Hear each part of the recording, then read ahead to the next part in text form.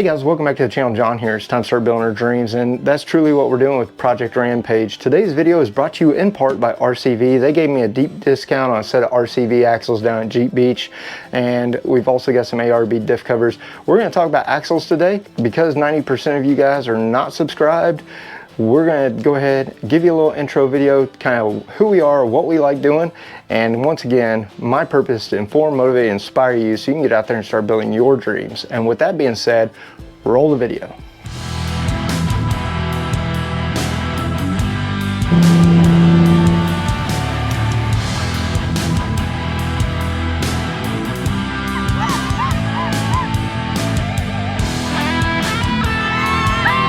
Hold on.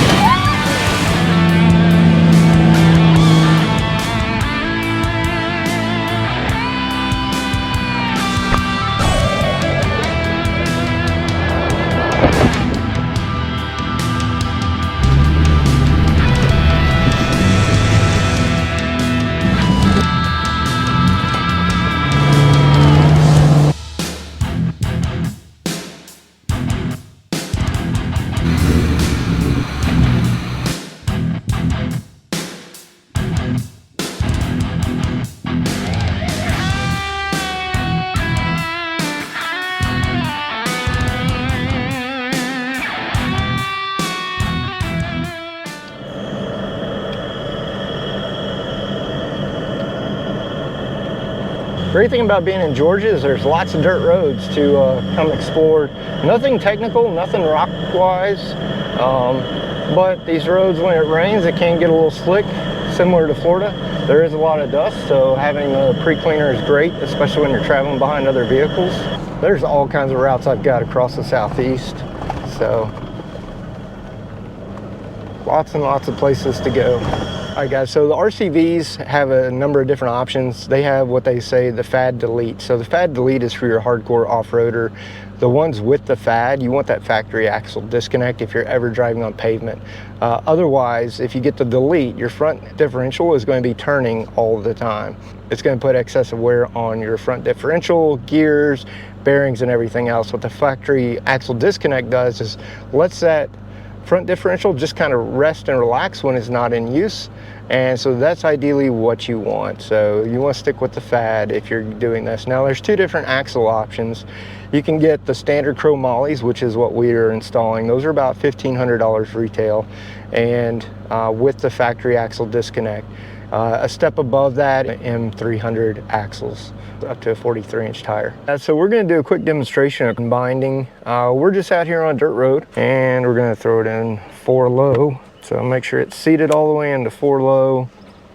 And so when we turn our wheel, if you can see the angle there, even at 28 degrees, it's not too bad. So if we go all the way to lock, what you're going to see is we're going to have a lot of feedback through the steering wheel. You can hear it binding there. So your axles naturally want to take the path of least resistance, and so once you start applying torque, that steering wheel is going to want to force it straight. As we turn to back up, right now you can hear the axles working a little bit hard. I can feel a little bit of feedback through the steering wheel. So when we're full lock here, and it's not so bad right now because we're on, but as you can see, the steering wheel wants to kick out. When we turn hard left,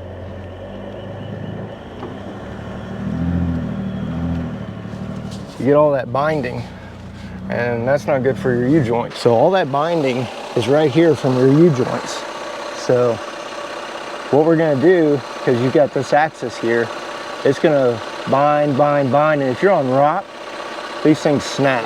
When you're at full turn, that's when it's at its weakest, and you'll also feel a lot of feedback through the steering wheel, whether you've got a front locker engaged or not, and you're likely to break, especially 37s, 38s, or 39 tires. That's a common thing off-road. You know, what do you want to be your weak link? So RCV axles are great because they're going to give you, you know, that ability to run up to a 40-inch tire without these axles breaking. Now there's different components in there. And with 40-inch tires you can still wear out unit bearings, which are on the outside, and we'll show you all the parts as we take the axles apart. You wear out brakes faster. You're putting excessive strain on your ring and pinion.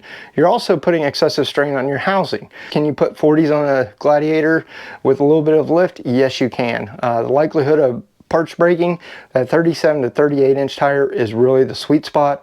What these are going to do while we're on the 37s is it's going to get rid of a lot of that binding, because these have 6 bearings in the RCVs versus have with a normal U-joint. And so these axles are extremely strong. The axle assembly itself still has some weak points, especially on the Gladiator, the C's. We will be trussing the axle over time, but like many of you, we're going to do this in stages. So we're going to start off with a set of RCV axles, just to complement how the Jeep performs off-road currently. We're also going to add the diff covers, because the thin little diff covers on the Jeep Gladiator from the factory, they're just small, you know, 1/8 inch to 1/16 inch steel, whereas these are big and beefy. Next thing that a lot of people talk about is gearing. So with 40s, it's recommended that you run 488s with the diesel. Gas engine, you're probably talking 513s or lower. Higher the number, lower the gear. And then, you know, 488s or 513s is common practice with a gas Gladiator with the 37s. Personally, I never re-geared the Gladiator from the 410s.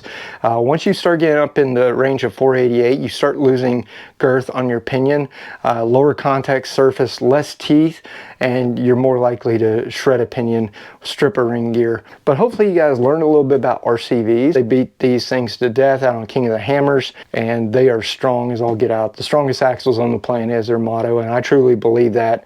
So let's take a look at the RCVs first, and then we'll take a look at the ARB diff cover. RCVs, we're just going to pop these open here. Once again, you guys are going to get to see this as I get to see it. Lay that down, open that up, and inside the box here, you got the famous orange boots. These are kind of like the Toyota Burfield axles. This is the passenger side. This is your factory axle disconnect. It's grooved on this side.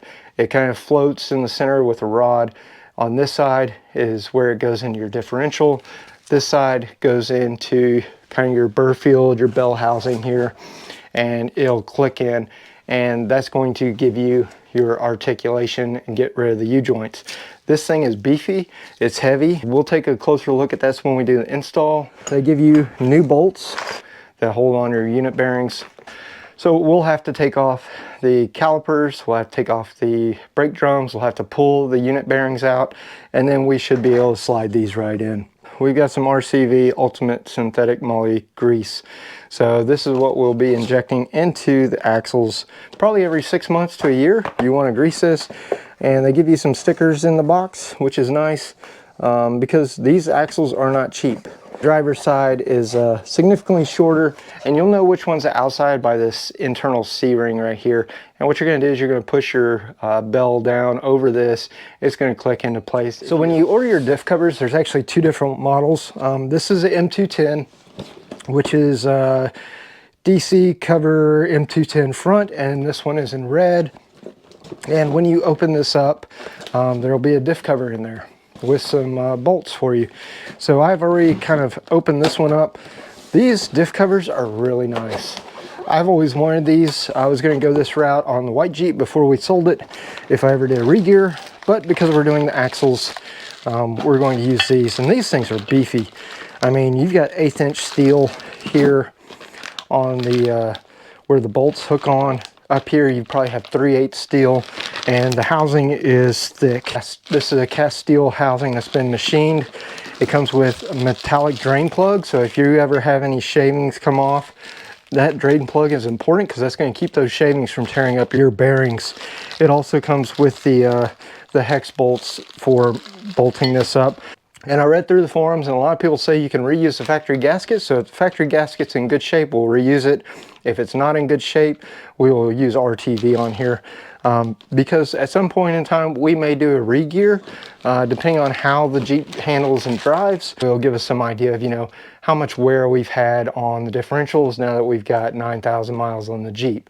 So we put the lift kit on about 1,500 miles in, so about, you know, 8,000 miles into the Jeep drive. I want to see what the fluid looks like. It's way early to change it, but we're also going to use Lucas 75-140, and I'll put the spec sheets up here. But the 75-140 is what's recommended by Dana Corporation. Chrysler probably tunes that down just a little bit due to drag and fuel efficiency. You know, they try to get as much fuel economy as they can out of the vehicles when they advertise them. To me, I do a lot of cross country. I'm always heavy with the Overland build. And so we're going to run the 75-140, which is a heavy duty oil that is recommended by the Dana Corporation for both the M210 and the M220. And Lucas is the same stuff I've got in Big Red. We've got about 80,000 miles since I did the re-gear on Big Red. It's good stuff. It stinks. You know, gear oil does not smell good. Not like gasoline or diesel. Diesel and gasoline are appealing to me. I do not like gear oil. And with that being said, we're going to go out and we're going to do the install on these. And once again, thanks to RCV for sponsoring this video, and ARB. Hopefully we'll be able to work with ARB sometime in the future if we ever go to air lockers or, you know, 1 tons.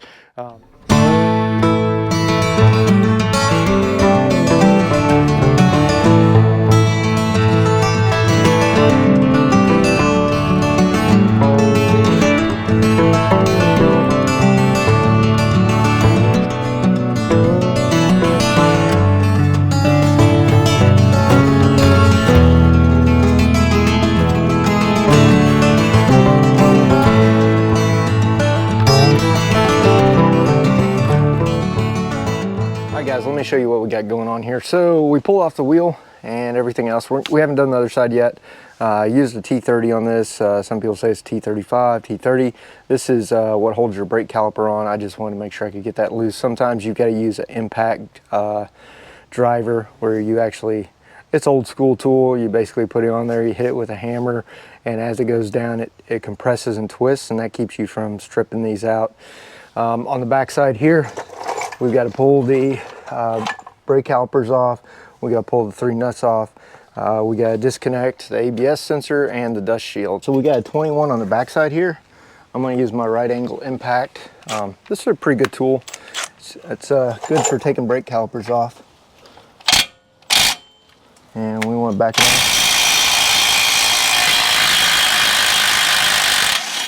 And ideally you want your Jeep to be a little bit cleaner than this, but all right guys, we pulled out a breaker bar here. And don't be afraid to, if you got to move your axle some, you can move your axle some.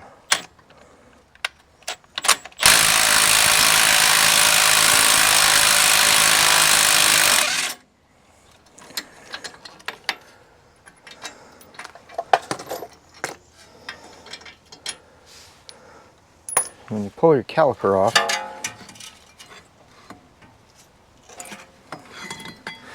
you want to hang this up so it doesn't get damaged. Pull this out. There we go. And the rotor should just come right off. As you can see, this Jeep is fairly new. And we've already got lots of dirt and stuff in there, and that's from mud. We got grass and all kinds of stuff in there, so something to keep aware of. That's why it's important to clean your drivetrain out. Put that with our brake caliper. From here, we're going to take these 10 mils off of the dust shield. And really, you probably shouldn't use an impact on here, but we're going to go easy.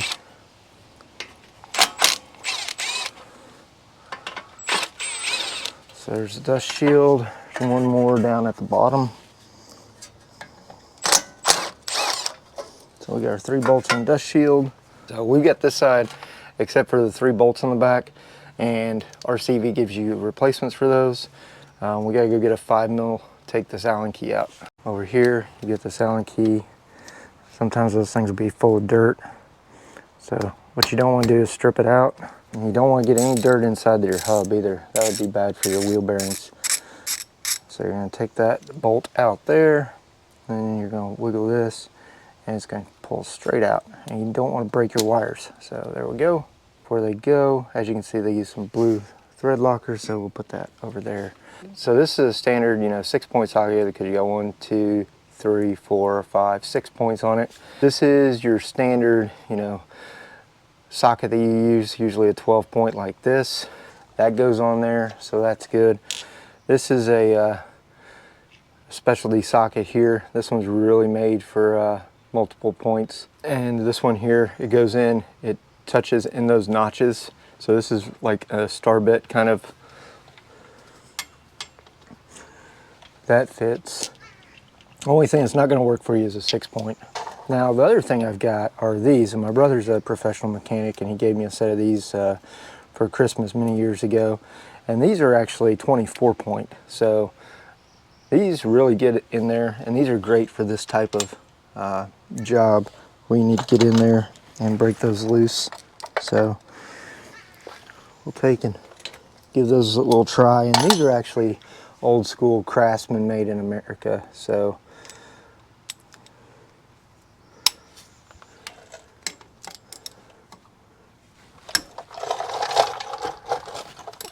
one, I'll let you guys see what we're doing. So you got one here, you got one in front, and then you got one down behind. And be careful with your sensors. So this side's loose, and so all we'll have to do here is take the hub off, and then we can pull our axle shaft. When I'm working on the Jeep, I love this. This is my long reach ratchet from Milwaukee. And it's always good to have a tray. You're going to throw those bolts away. Most important thing is to make sure you torque everything proper. Once you get these out,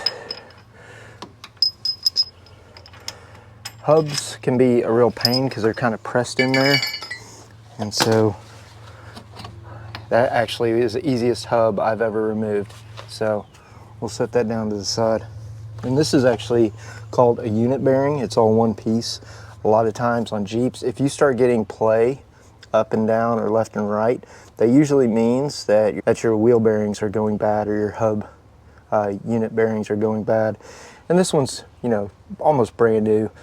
So shouldn't have to replace that for a while.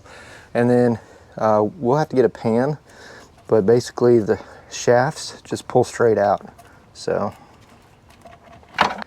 this is a stock shaft, and what happens is when you get that tight turn, it binds and it walks and it kicks. And so U-joints don't like to be like that. They like to be in this position where they rotate easily. And when you get that binding, that's what causes U-joints to snap and break. All right guys, so over on this side, same thing. We're gonna pull our wheel off. Crisscross pattern. This little Milwaukee impact's perfect for the Jeep.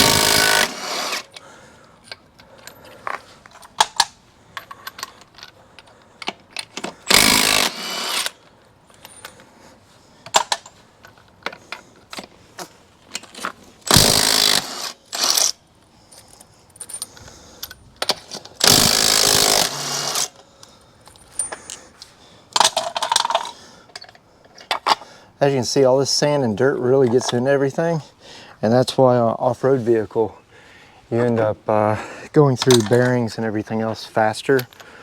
Never had an issue with the white Rubicon, but we never quite been through as much mud as we have in Rampage. All right guys, same thing on this side. I'm gonna come in here and we're gonna take our caliper loose. Lots of dirt on the caliper bolts. Yeah, this thing may have been in the Toyo Tires booth, but definitely it gets used. Again, you can just rotate a little bit if you need to get to your bolts.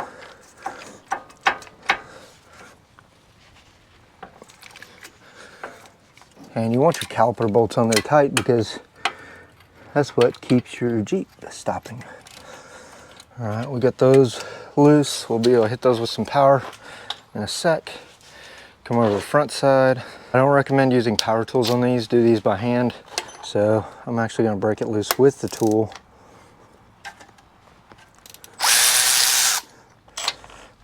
Again, if you need to shift your axle around, you can. So there's that one. Okay. Get that out and that out. And then you're going to take your caliper and you're going to want to hang it Another thing you can do while you're down here, check your brake pads and see. You can see we got plenty of pad left. Here's your inspection window. So ideally, all you have to do is when you take your tire off, check in here. This is a rotor, so on this outside of that, here's the outside of the pad, and then all in between is the pad itself. So something to keep an eye on whenever you do routine maintenance on your vehicle. And you don't want to touch the caliper itself. You want to come back with some brake clean and clean those off. Take your dust shield off. Again, 3 bolts. Everything on here is in 3, so that's nice.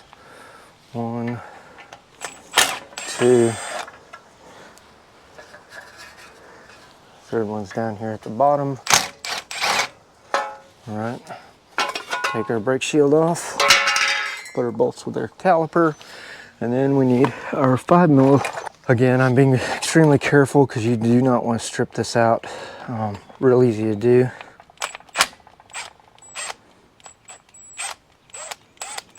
So take that loose. You can put Loctite back on this once you reinstall it. Again, you're going to be careful to wiggle it and it pulls straight out the front. You don't want to go prying on this, so if you just wiggle it back and forth like such, comes out, and then you want to clean that off. So you can see there's some dirt and metal shavings on there.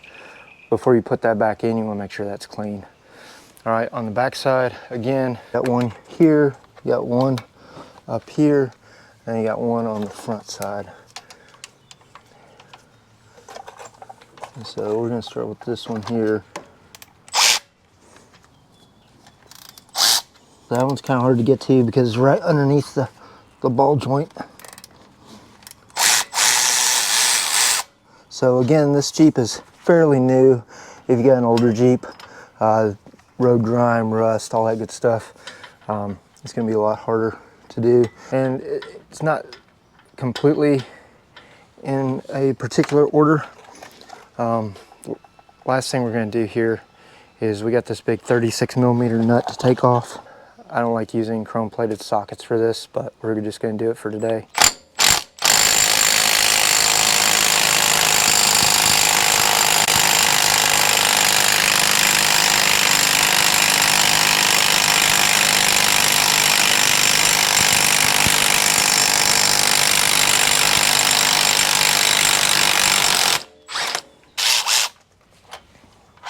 So again, you're not going to use those.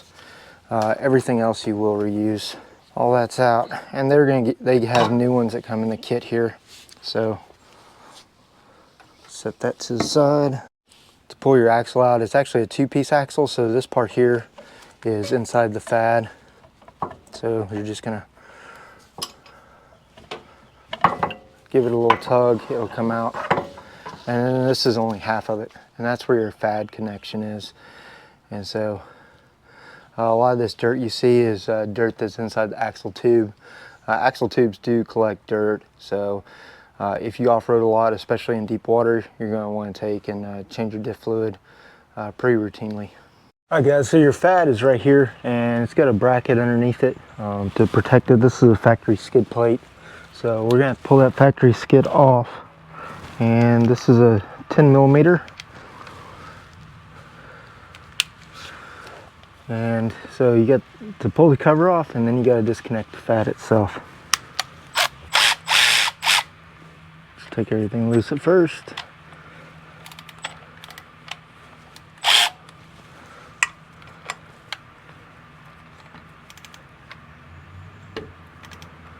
As you can see, we got the metal cloak skids on here.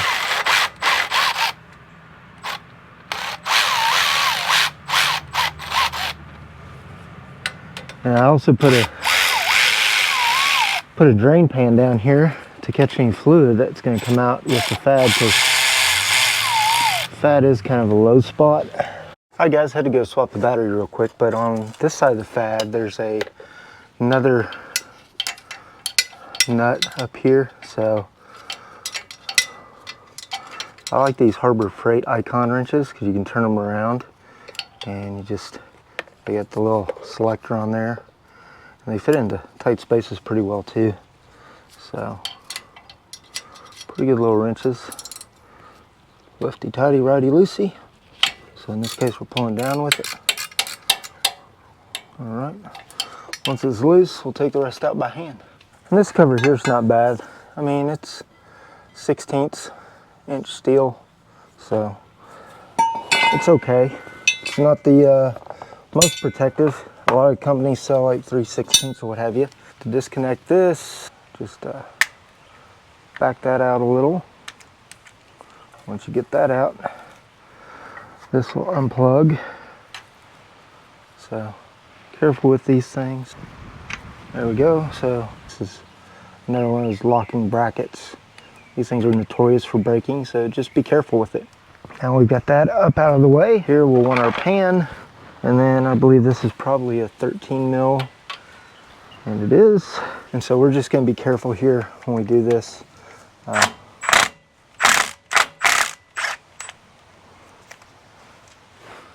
It's okay to drop those in the pan. This thing's got a gasket on it, so 4 bolts here, 2 on the left, 2 on the right. You really don't want to, we're just barely bumping it because you don't want to break anything.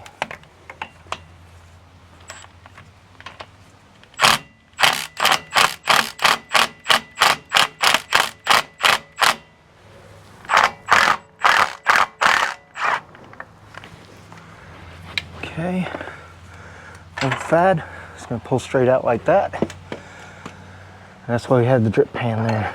It did get a little on the driveway, but the driveway's kind of old. So that's the FAD motor. Set that to the side. Here's your FAD connector, and what this does is it slides back and forth to engage 4-wheel drive. So when it's disengaged, it's over here, and then when it's engaged, it covers both the splines, and that's why sometimes you'll get a little bit of a delay. So there's that. For our axle shaft here, we're going to pull this out. This there's a C-clip right here, and you're going to need to retain that, so you want to get you a good pair of pliers. I don't know if you'll be able to see. All right, and we're just going to take our axle shaft out. So this is your short shaft. Alright guys, so open up the CV. It's already pre-packed with grease, and what these are going to do is they're going to slide over your ends here. First thing you're going to want to do though is you're going to want to put your cap on your end. But if you look at how this rotates, you can see there's 1, 2, 3, 4, 5, 6 ball bearings in there, and so that's going to keep it from binding. And these are very similar to like Toyota Land Cruiser axles or the old Burfield axle designs, and these things are great. The shaft will just lock right in there.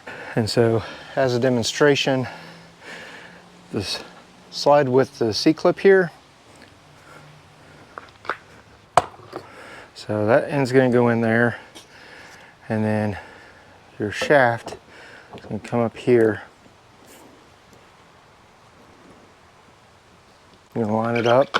You're just going to push down until it clicks. Over here with the FAD disconnect, so it's going to rotate freely. This one's going to rotate with the hub. It's going to put less wear and tear on there. There's a brass bushing in there, so it's not going to wear out as quickly as the factory.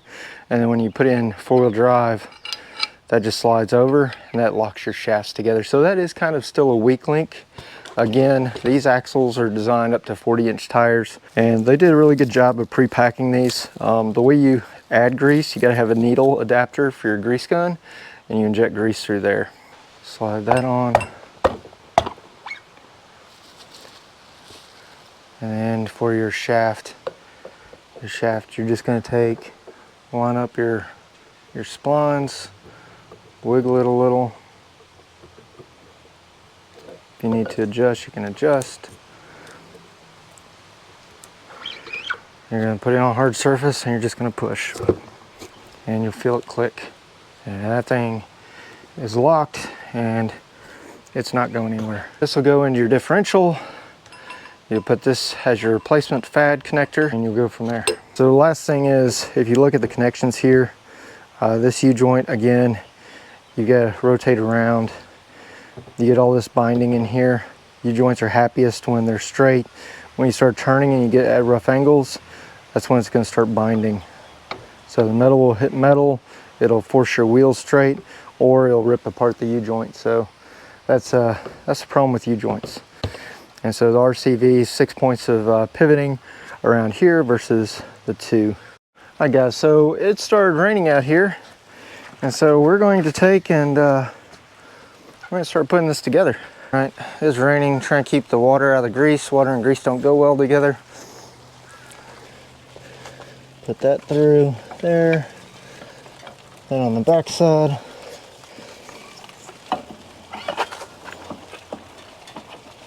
That's in. And then here, take our zip tie, run that underneath.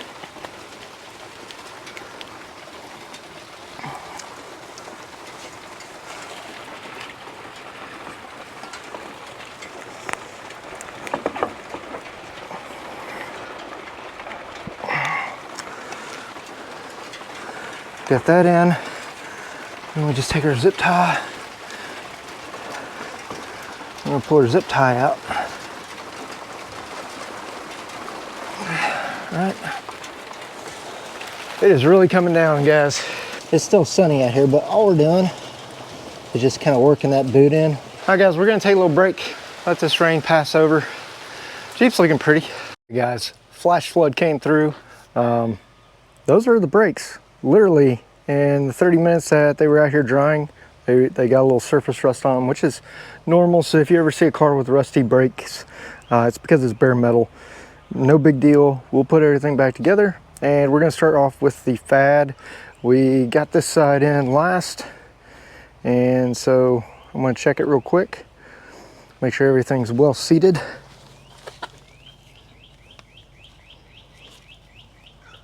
Yeah, I think that's as far on as that's gonna go. So that's good. Wipe those down and we'll put everything back together. Let's go put the FAD in, and then we'll start the final hub assembly, and then we'll do the diffs. So it's been a fun experience. As you can see, everything got soaked over here. So we're gonna crawl under there, show you guys how to put the FAD back together. So one thing I'm doing, I don't know if it's recommended or not, I am adding a little bit of grease to these splines so we don't have any issues with the FAD in the future, as well as a little bit of grease on here. But we're just gonna add a little bit of grease. I like grease. Grease is our friend. Lubricants are our friend. So, all right guys, so we're just gonna feed that shaft section here. And so, take our FAD disconnect off. Yeah, I used a little bit too much grease probably, but I think it'll be okay. Just gonna try to float this down the shaft. Try not to get too much dirt on it. You'll be able to see inside the FAD housing here. And this is always a weak point on the Jeep, so this is a point of contention where the FAD connection is.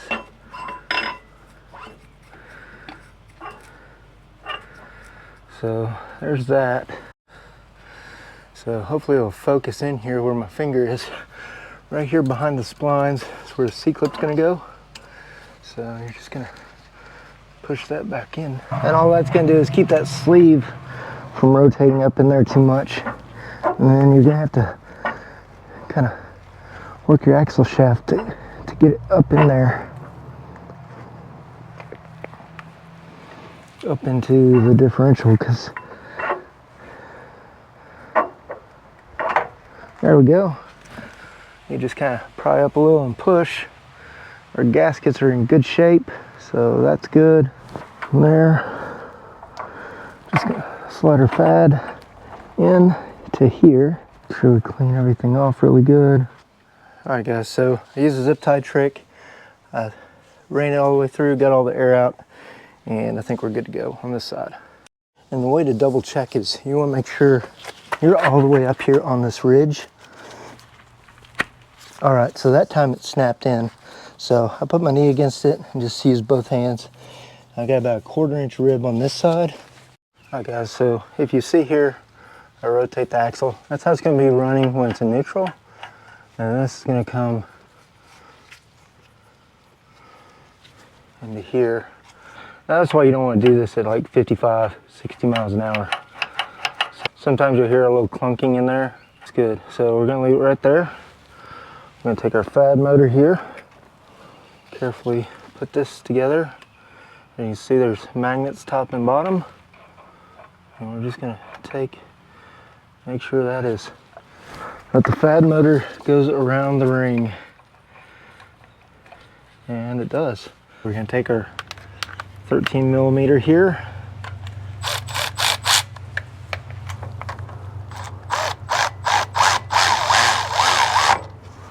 That one we'll do a crisscross pattern just for a good measure.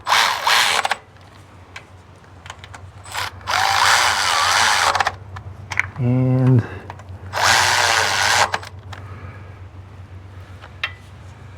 that should be good there and there. There and there. Yeah, so it says these are 13 foot-pounds. That's like no weight at all. So yeah, and so the wrench got them plenty tight. So good and hand tight is good enough. Okay, so this is a good time to upgrade that cover if you want. Before we do that, we're going to take our wiring harness, hook that up.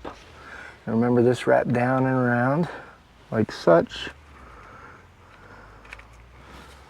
Make sure we push that on and push our tab in. We're going to put this one back on for now. We may upgrade to like a metal cloak or a Clayton or an R-Tech or something in the future, but for now that's good enough. Get them started by hand. It's always good to do it by feel. This one does up to 30 foot-pounds of torque, so those are definitely going to be good enough. And we'll put this on. Just kind of go till it stops. Make sure our wire's not going to come off. I think that's going to be good. I think our FAD's going to be good. And we'll periodically check that for any leaks in the future. All right guys, let's start putting the axle back together and then we'll do diff covers. It's a good opportunity to just clean stuff as you assemble it back together.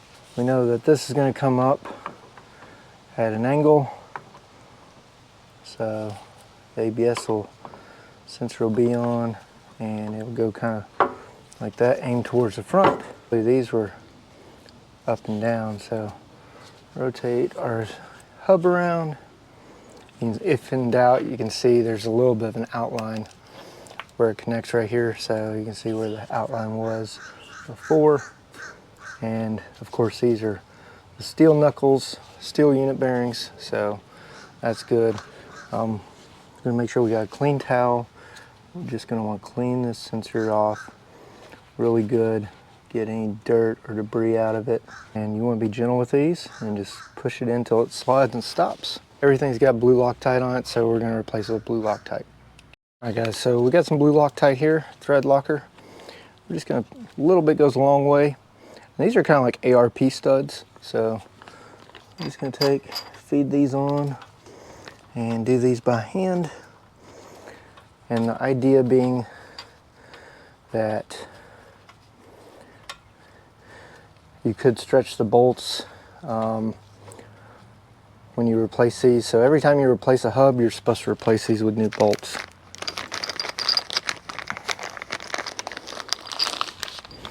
And these being high tensile strength, I mean, you can tell a huge difference from the factory ones, even weight wise. These are light. These you can tell are like ARB studs, so heavy duty.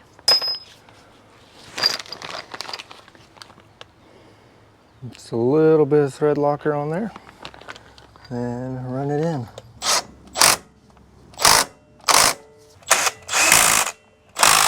The steering a little so you can get to what you need to get to.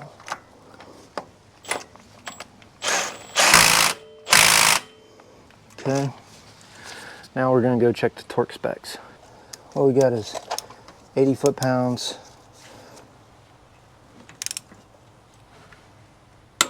And so you push till it clicks. That one's good. It's all about getting the right leverage. You're gonna want to go around these 2 or 3 times just to make sure. Alright guys, so I'm just squeezing the splines a little bit, just for any metal on metal contact we might get with the hub bearing. I did that the other side, just forgot to show y'all. So grease my splines pretty good. Take our hub, make sure we wipe all the dirt out of there. So anywhere you could have metal on metal contact, you definitely want to have something, whether it's grease or oil or lubricants, something like that. This one's going to go up this way, so put that on, slide that in. Again, we're going to use the new bolts that come with the kit. Again, we're just doing these by hand at first.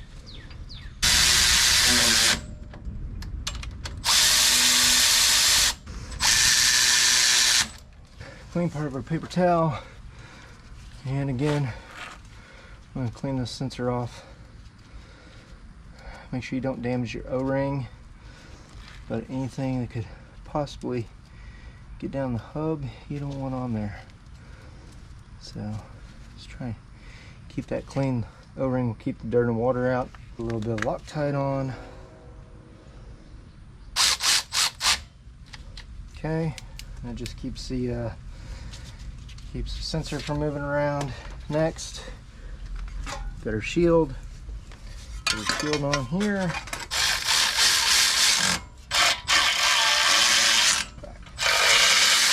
Now put our rotor back on.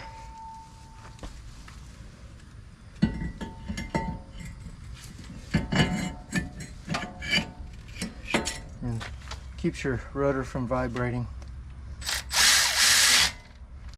And guys, we're going to go 100 foot-pounds on this one.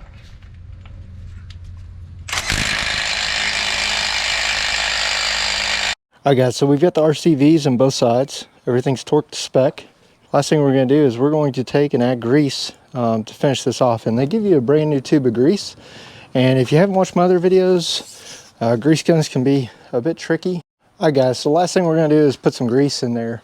And I always use the Lucas green tubes of grease, so this is something new to me. Some of y'all may not have grease guns or experience with them. Basically, you pull this out, you lock it. What you don't want to do is launch the tube. You're going to take your end cap off here, and there's a lot of good grease in there, so scrape that up. You're going to drop this down in there. It's got a collar on it, and so make sure you pull this all the way back till it locks. You push that collar down in there, and because you don't want to mix the types of grease, because this one is a full synthetic moly, you screw this on. Okay, you're going to take your release here, push that down. And you're going to pump until you see black grease. So there's the green Lucas grease I always use. Sometimes your grease gun does not want to cooperate.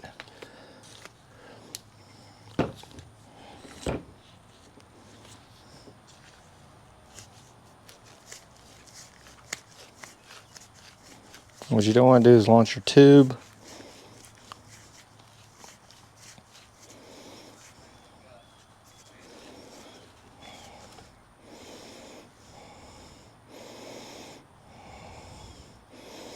If it does something like that, what you can do is you can just take and slap some grease in there, pull that up towards the top so grease makes contact, because ultimately it's going to make contact.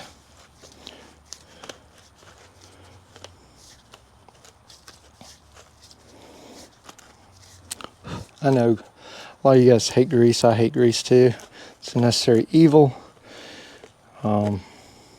Just wear your good pair of nitrile gloves. You'll be good.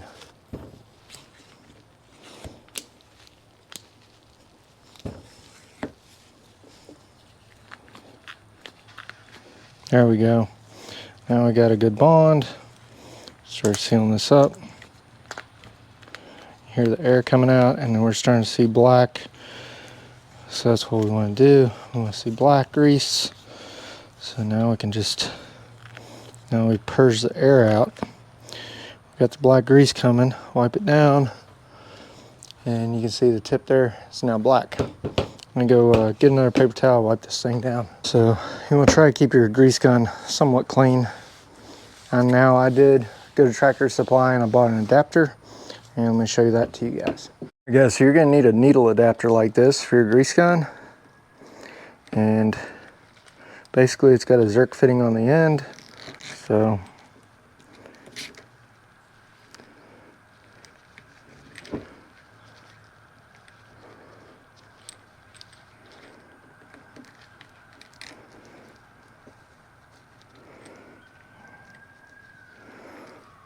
and then you just kind of slide that over it.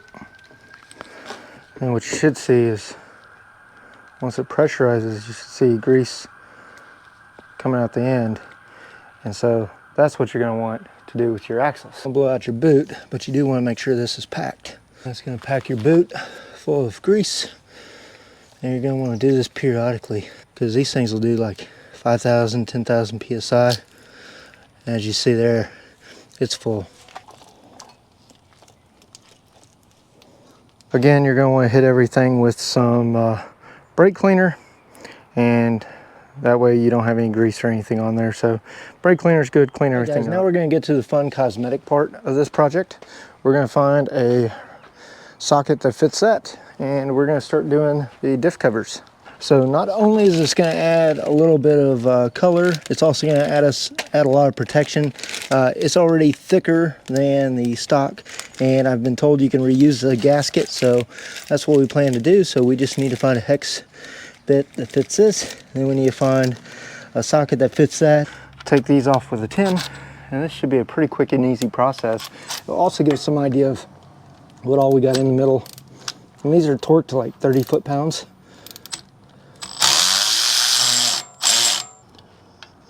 And we'll pour this into our recycle oil. Here she comes. So leave that one there loose. And again, we should be able to reuse the gasket. It's flowing clear, so that's good.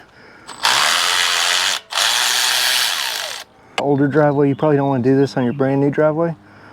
But if you look, there is some stuff running in there. And good thing is we can reuse this. We'll just wipe it down with some of this oil we've got for diff fluid. An ARB, it's metric, so 6 mil is the right size. You can put some Loctite on these to keep them from backing out. Actually, that's powder coating. That's axle paint. And we're gonna start at the top and then work our way around. That's gonna look a lot prettier for show. Here's the booklet that comes with it. Tells you over here Dana 44, Dana 35, Jeep JL, M210. You got 8 30 cap screws, or 8 20s. So the 20s will probably go along the bottom, and the 8 long ones are probably gonna go in the sides. All right, guys, so the reference I have says 30 foot-pounds. So we got the torque wrench set to 30 foot-pounds. We're just going to kind of go in a crisscross pattern.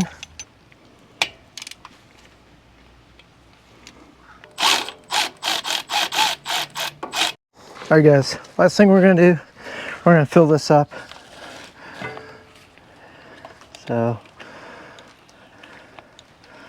this is kind of nice with that top fill. This again is a little kit I got off of got from Tractor Supply. You don't want to overfill, that's for sure. That definitely feels about like it's halfway there. All right, guys, so there's the final product. We got the RCVs in, we got the ARB diff cover in, and we got that in. Now we just got to put the wheels on. All right, guys, so we got the RCVs and the tires back on. We turned the vehicle around. We drained the back drain pan, very similar to what you do at the front. The 2 bottom bolts here, they do kind of align with the the torsion bar, so you may end up, you know, having to figure things out there. I think we'll be okay with the Allen screws because these are a little bit longer. Again, we're going to reuse the gasket and put the red diff cover on and fill it up with some Lucas.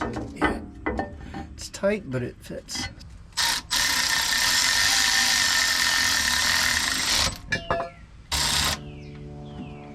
Alright guys, so here's the front.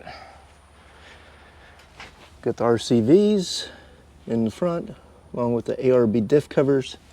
No leaks. We're running the 75-140 oil. And then here in the back, we installed the ARB diff cover, no leaks. Clay and HD springs with some airlift airbags. And the back is still squat a little bit, but we ordered some Dobinson springs. So the Dobinson springs are actually going to be manufactured in Australia, put on a boat, and we should see them in about 2 to 3 months. They're on national back order. The guys at Epic did their 2 dudes 1 wrench, and everybody with a squatted Gladiator is probably going for those. But we're gonna go take Rampage for a test drive, and it should be fun. Show you guys a little bit of the difference. All right guys, so we're cruising. Nothing real noticeable in 2-wheel drive. We're just cruising down the dirt road here.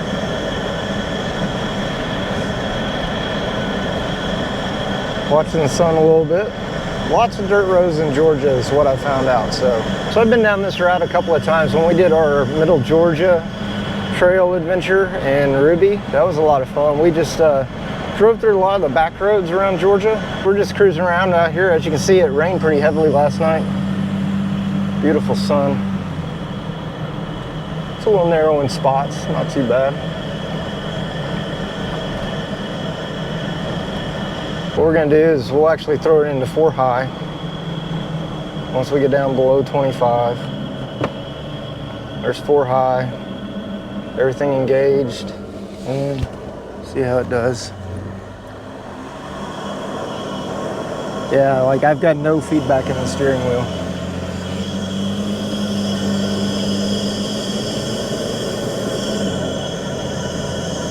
So with RCVs, they're just going, man.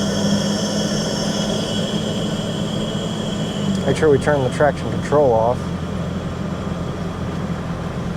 Traction control is off.